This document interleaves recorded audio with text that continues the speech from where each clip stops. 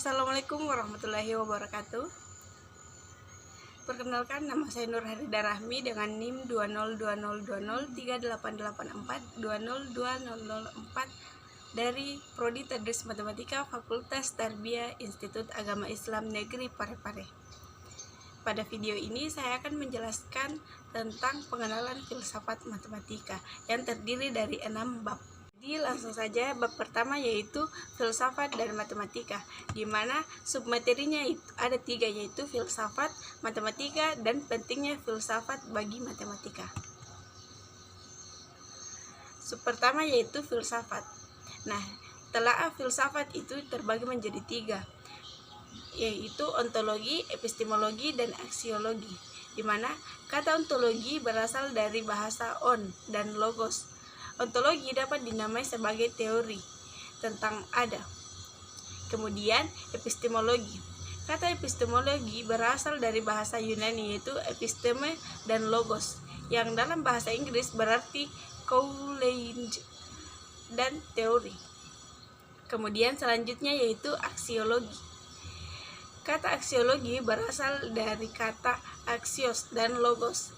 Aksiologi dapat diartikan sebagai kajian tentang hakikat. Kemudian materi selanjutnya yaitu matematika. Istilah matematika berasal dari kata Yunani yaitu matein atau mateinen, yang artinya mempelajari. Matematika sebagai subjek kajian dimulai pada abad ke-6 Masehi. Pitagoras membuat istilah matematik atau dari bahasa Yunani matema, yang berarti materi pelajaran.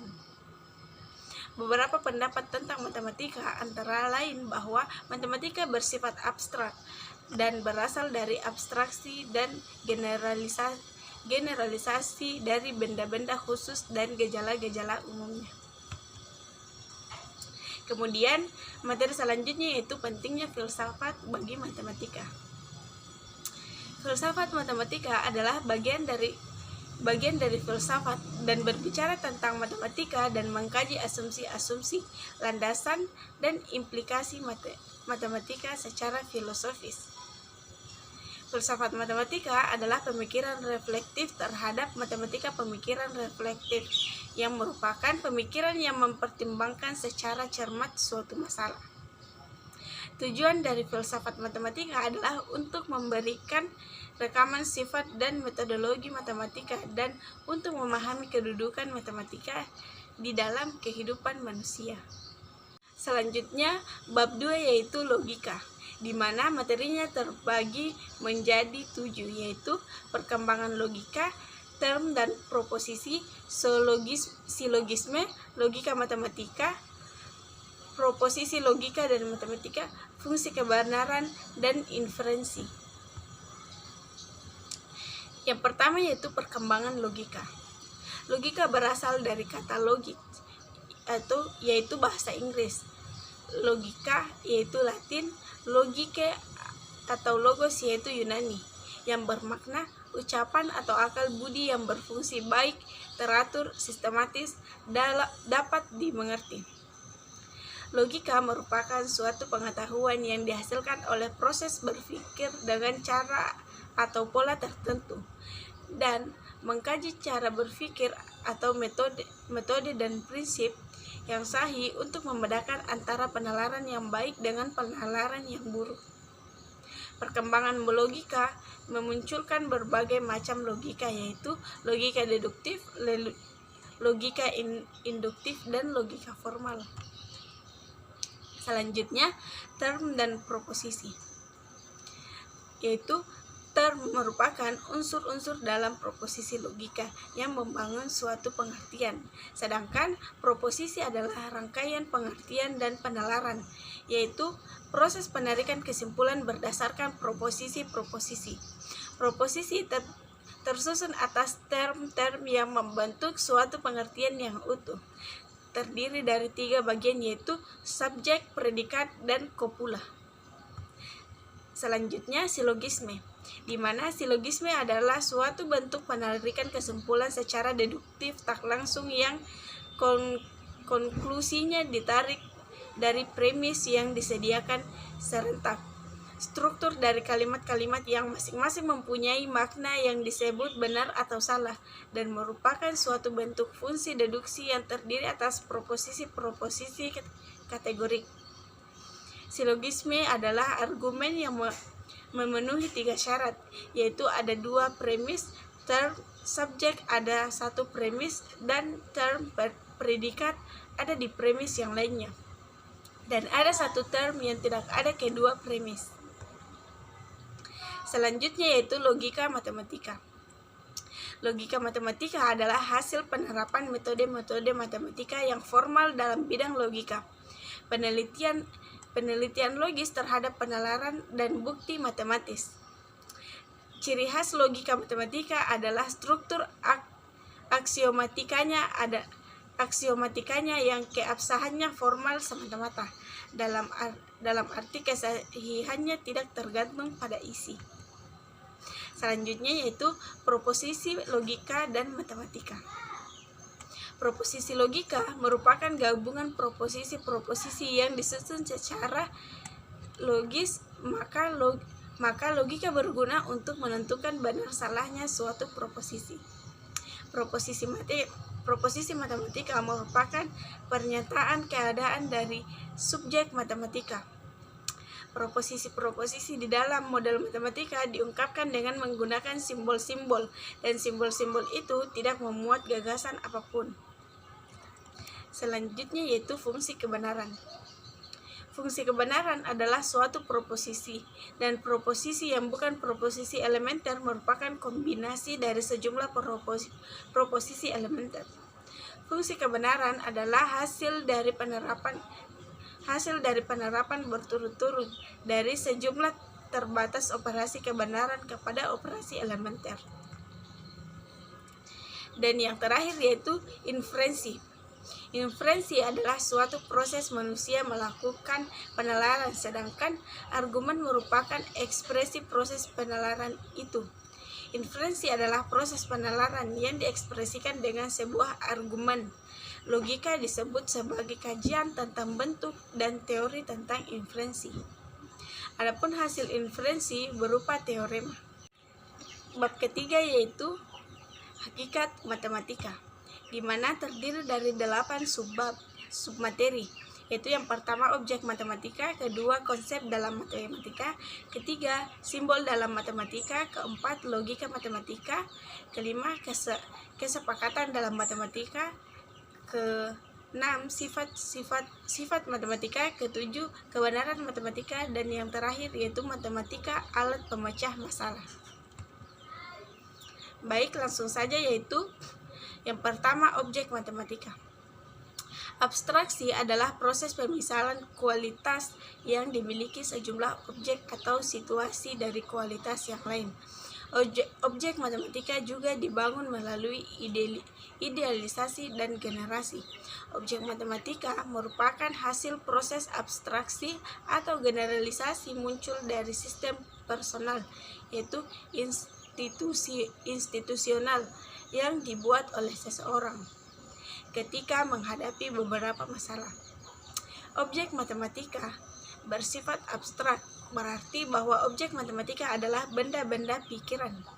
Objek matematika menjadi 2 golongan, yaitu objek yang memenuhi atribut definisi dan objek yang tidak memenuhi atribut definisi. Selanjutnya, konsep dalam matematika.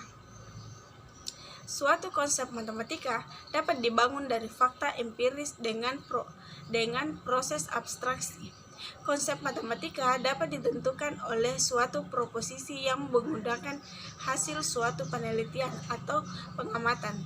Fungsi konsep dalam matematika adalah membantu untuk memahami sesuatu.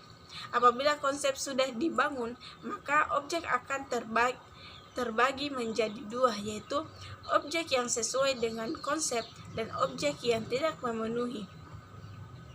Kesimpulannya, konsep merupakan unsur sistem matematika yang mengkomunikasikan pengertian atau menjelaskan sesuatu, dan dapat pula merupakan suatu metode bersifat abstrak. Konsep-konsep dinyatakan dalam bentuk rumusan yang disebut definisi. Selanjutnya, simbol dalam matematika. Simbol dalam matematika. Matematika merupakan sebuah bahasa simbol yang menyatakan suatu situasi atau situasi masalah beserta pemecahannya. Fungsi sistem simbol dalam matematika adalah sebagai alat komunikasi. Penggunaan simbol yang tanpa makna atau meaningless menjadi ciri akan keunggulan simbolisasi dalam matematika dan logika.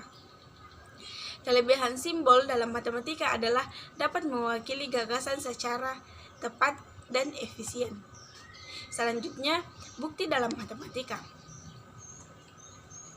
Pembuktian matematika memiliki dua makna, yaitu makna praktis dan makna teoritis. Makna teoritis bersifat formal yang merupakan transformasi dari sederetan simbol tertentu yang berupa pernyataan formal dan mengikuti aturan logika atau aturan inferensi sebagai modus tolles, modus ponens, dan pembuktian dalam arti teoritis menjadi pembuktian yang bersifat formal dan ideal. Bukti dan kepastian matematis, bukti proposisi, bukti konsep, bukti dan aturan, bukti dengan reduction and absurd, bukti dan eksperimen. Selanjutnya yaitu kesepakatan dalam matematika.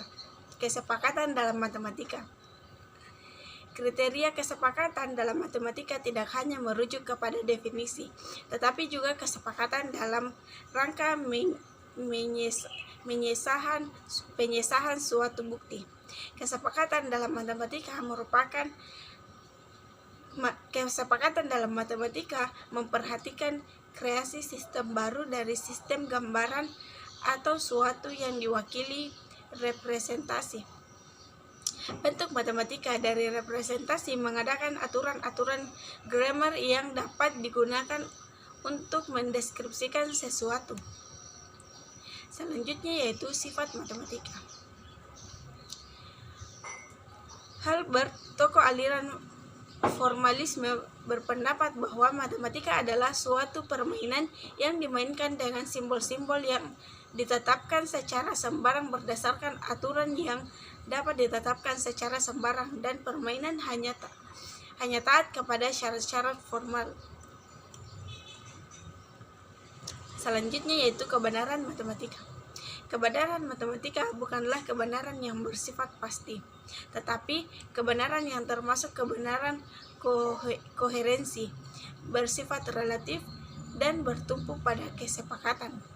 Singkatnya, kebenaran matematika bertumpu pada kesepakatan. Berdasarkan sifat postulation matematika, kebenaran matematika termasuk jenis kebenaran koherensi. Salah satu contoh bahwa kebenaran matematika bertumpu pada kesepakatan dan bersifat relatif dapat diperoleh dalam geometri. Selanjutnya, yang terakhir yaitu matematika sebagai alat pemecahan masalah.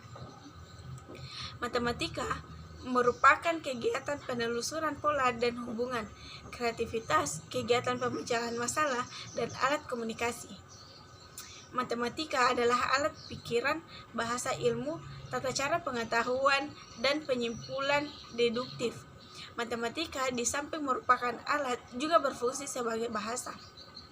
Pemecahan masalah dunia dengan menggunakan matematika melalui tahap-tahap memahami masalah di bidang yang bersangkutan, menyusun model matematika, menyelesaikan model matematika, yaitu mencari jawaban model dan menafsirkan jawaban model menjadi jawaban atas masalah yang nyata. Selanjutnya bab keempat yaitu logika, bahasa, dan matematika, di mana terdiri dari 6 submateri. Yang pertama yaitu bahasa, yang kedua hubungan logika dengan bahasa, yang ketiga hubungan matematika dengan logika, keempat hubungan logika dengan dunia, yang kelima hubungan matematika dengan bahasa, dan yang keenam yaitu hubungan matematika dengan dunia. Baik, langsung saja yang pertama yaitu bahasa. Bahasa adalah suatu sistem komunikasi manusia yang menggunakan tanda-tanda seperti suara, gerak tubuh, atau simbol tertulis. Bahasa adalah suatu sistem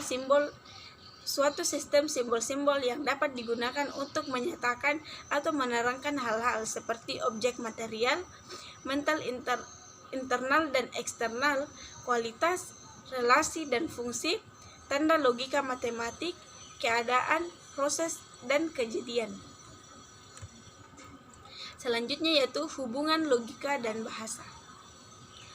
Logika dapat digunakan sebagai landasan untuk berbahasa dalam rangka berkomunikasi dengan sesama manusia dan juga untuk menganalisis bahasa.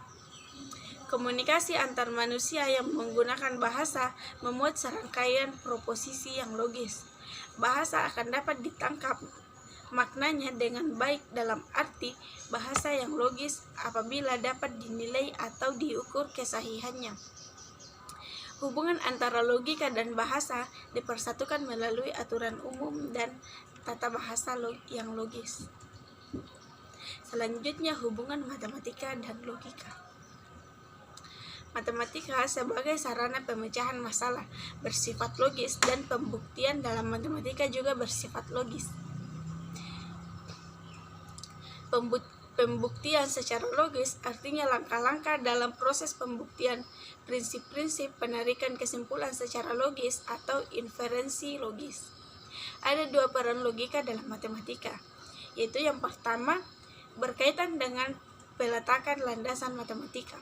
Yang kedua, logika juga merupakan cabang dari matematika dan membangun matematika sesuai dengan hakikat matematika dan menjadikan logika itu sendiri semakin berperan dalam matematika.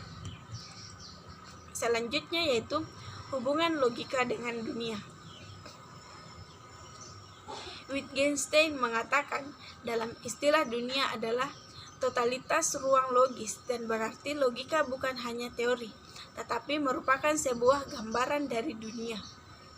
Oleh karena itu, logika dapat dipandang sebagai suatu jalan untuk menjelaskan dunia dengan cara menyatakan dalam bentuk proposisi-proposisi logis. Hubungan logika dengan bahasa dapat dijelaskan dengan pernyataan Wittgenstein bahwa batas-batas dunia adalah juga batas-batas logika dan batas-batas bahasa adalah batas-batas dunia.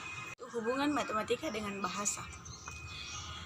Linguistik ialah ilmu pengetahuan yang mengkaji bahasa. Linguistik matematis dapat dipandang sebagai bagian dari ilmu bahasa dan sebagai hubungan antara matematika dan ilmu bahasa yang merupakan bagian dari sains. Pembuktian dalam matematika merupakan pelaksanaan atau perwujudan dari penerapan aturan gramatika yang berarti mendeskripsikan tata permainan bahasa. Selanjutnya yaitu hubungan matematika dan dunia. Nah, hubungan matematika dan dunia ini ada 8, yaitu yang pertama hubungan matematika dan sains, kedua matematika dan seni, ketiga matematika dan seks, keempat matematika dan humor, kelima matematika dan agama, keenam matematika dan politik, ketujuh matematika dan jin, dan kedelapan yaitu pencipta matematika. Selanjutnya bab 5 yaitu aliran-aliran filsafat matematika, di mana terdiri dari 5 submateri. Yang pertama yaitu Platonisme, yang kedua logisisme, yang ketiga formalisme, yang keempat intuisionisme, dan yang kelima yaitu konstruktivisme dan pandangan lain. Langsung saja yang pertama yaitu Platonisme. Tokoh aliran ini adalah Plato. Plato adalah seorang filsuf kuno yang sangat terkenal dari Yunani yang lahir sekitar tahun 428 sebelum Masehi. Platonisme matematik adalah pandangan metafisik bahwa banyak objek matematika abstrak yang eksistensinya terbatas dari manusia, bahasa, pikiran, dan praktik kehidupan. Selanjutnya yaitu logisisme. Tokoh utama aliran logisisme adalah Russell.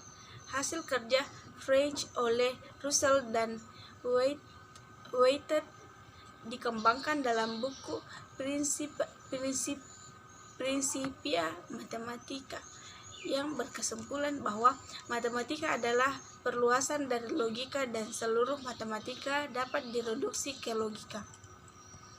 Selanjutnya yaitu formalisme. Tokoh utama aliran formalisme dalam filsafat matematika ialah Hilbert. Menurut formalisme, matematika adalah sebuah permainan simbol atau permainan formal yang sangat menekankan strukturnya. Menurut pandangan formalisme, syarat minimal dari suatu sistem formal matematika tinggi adalah konsistensi. Formalisme meyakini bahwa matematika merupakan suatu sistem formal yang kebenarannya tertuang dalam teorema-teorema di dalamnya dan sistem tersebut konsisten. Selanjutnya yaitu intuisionisme, di mana tokoh utama aliran filsafat matematika ini adalah Louis Egbertus Jan Brouwer. Ia adalah seorang matematikawan yang berasal dari Belanda yang menemukan topologi modern dan orang yang pertama kali mengoreksi definisi dimensi. Aliran ini berpandangan bahwa matematika sebagai suatu aktivitas pikiran manusia yang terbatas dari bahasa dan basisnya adalah filsafat tentang pikiran. Matematika yang paling dasar terletak pada intuisi yang paling dalam. Selanjutnya yaitu konstruktivisme dan pandangan lain. Dalam filsafat matematika, aliran konstruktivisme berpandangan bahwa adalah suatu keharusan untuk mencari atau mengkonstruksi objek matematis untuk menunjukkan eksistensinya. Prinsip pegang oleh aliran konstruktivisme adalah hanya berkaitan dengan matematika yang konstruksi tegas dan jelas dengan kegiatan mental tertentu. Tokoh filsafat yang memiliki pandangan yang sejalan dengan konstruktivisme adalah Wittgenstein. Pemikiran Wittgenstein bahwa matematika sebagai hasil konstruksi manusia menghasilkan suatu budaya bahwa setiap individu mengkonstruksi pengetahuan matematikanya sendiri. Selanjutnya bab yang terakhir atau bab yang keenam yaitu matematikawan dan filsuf matematika, di mana terdiri atas 6 submateri. Yang pertama yaitu periodisasi sejarah, yang kedua matematikawan zaman kuno, yang ketiga matematikawan zaman kegelapan, yang keempat matematikawan zaman Renaissance, yang kelima matematikawan modern, dan yang keenam yaitu filsuf matematika. Yang pertama yaitu periodisasi sejarah. Sejarah menunjukkan bahwa banyak matematikawan yang telah ikut berjasa dalam mengembangkan matematika dari zaman ke zaman. Perkembangan zaman berkaitan dengan perkembangan ilmu biasa dibagi atas zaman kuno, zaman kegelapan, dan zaman Renaissance, dan zaman modern. Yang pertama yaitu matematikawan zaman kuno, di mana ada 2 tokoh yaitu Pythagoras dan Euclides. Yang pertama yaitu Pythagoras. Pythagoras adalah seorang matematikawan sekaligus filsuf. Ia sebagai penemu rumus Pythagoras dan diakui sebagai matematikawan besar sekaligus ilmuwan. Menurut Pythagoras, bilangan mengatur alam dan bilangan hanyalah kami tugasi untuk menempati peran itu. Kamilah yang mengatur bilangan. Dan yang kedua yaitu Euclides. Euclides adalah seorang matematikawan yang hidup sekitar abad ke-4 sebelum Masehi. Berasal dari Alexandria, Mesir. Euclides adalah seorang pertama yang membuktikan bahwa baris bilangan prima tidak berakhir. Ia juga membuktikan bahwa formula 2 pangkat N kurang 1 dikali 2 berpangkat N dikurang 1 merupakan bilangan sempurna jika 2N dikurang 1 adalah bilangan prima. Selanjutnya yaitu matematikawan zaman kegelapan, di mana ada dua tokoh yaitu Brahmagupta dan Al-Khawarizmi. Yang pertama yaitu Brahmagupta. Brahmagupta adalah seorang matematikawan sekaligus astronom dari India. Ia lahir di Binmal, negara bagian Rajasthan, di bagian barat Laut India. Ia adalah seorang pertama yang memberi aturan untuk melakukan perhitungan dengan bilangan 0. Selanjutnya yaitu Al-Khawarizmi. Muhammad Ahmad bin Musa Al-Khawarizmi lahir di Khawarizm, Uzbekistan. Ia adalah matematikawan, astronom, dan ahli geografi dari Persia. Sumbangan utamanya pada matematika memberi landasan bagi perluasan dan pengembangan aljabar dan matematika. Ia memberi pendekatan yang sistematis dan logis untuk pemecahan persamaan linear dan persamaan kuadrat. Selanjutnya yaitu matematikawan zaman Renaissance, di mana ada dua tokoh. Yang pertama yaitu John Napier. Ia dikenal sebagai seorang matematikawan, fisikawan, dan astronom. Di bidang matematika, Napier berjasa dengan penemuannya atas logaritma dan alat yang disebut Napier-Bones, yaitu tulang Napier yang biasa digunakan untuk notasi desimal dalam aritmatika dan matematika pada umumnya.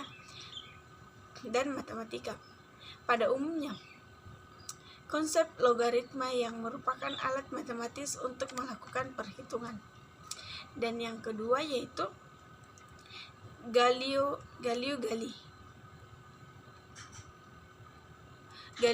Galilei, lahir di Pisa, Toscana, Italia, dan meninggal di Arcetri, Toscana. Dalam bidang keilmuan, sumbangkan Galileo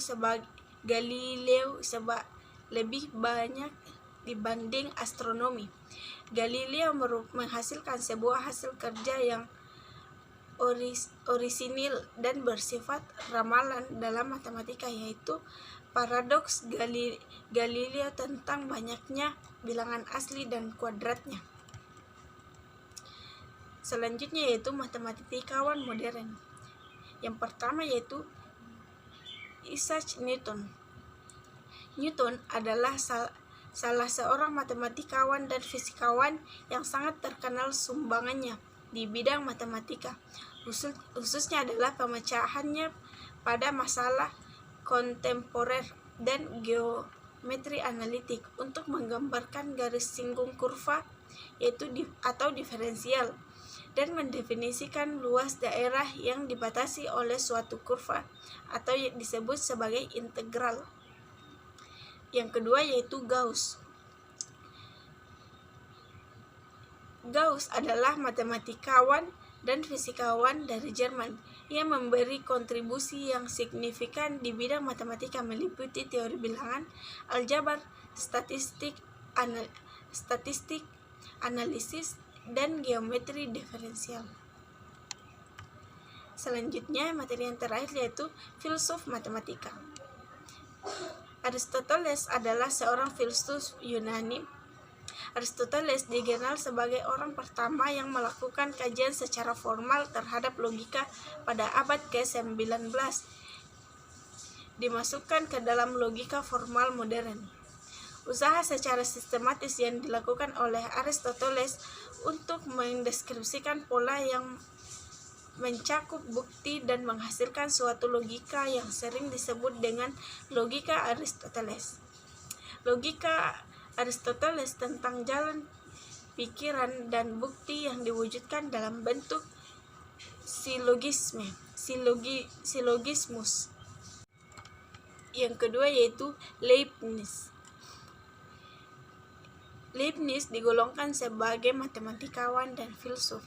Ia mengembangkan prinsip dari mesin Pascal ke dalam mesin hitung yang sangat fungsional dan dapat untuk membantu penjumlahan, pengurangan, perkalian, dan pembagian. Leibniz berpendapat bahwa yang utama dalam matematika adalah logika.